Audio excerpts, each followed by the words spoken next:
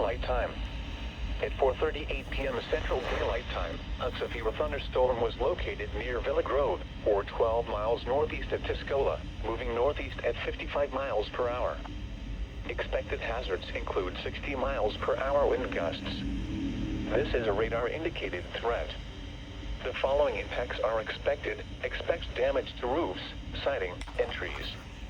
This severe thunderstorm will be near Palmer and Broadlands around 4:45 p.m. Central Daylight Time. Fairmount and 15 around 4:55 p.m. Central Daylight Time.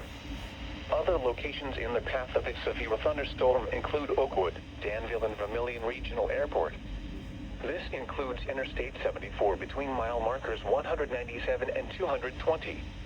Remain alert for a possible tornado. Tornadoes can develop quickly from severe thunderstorms.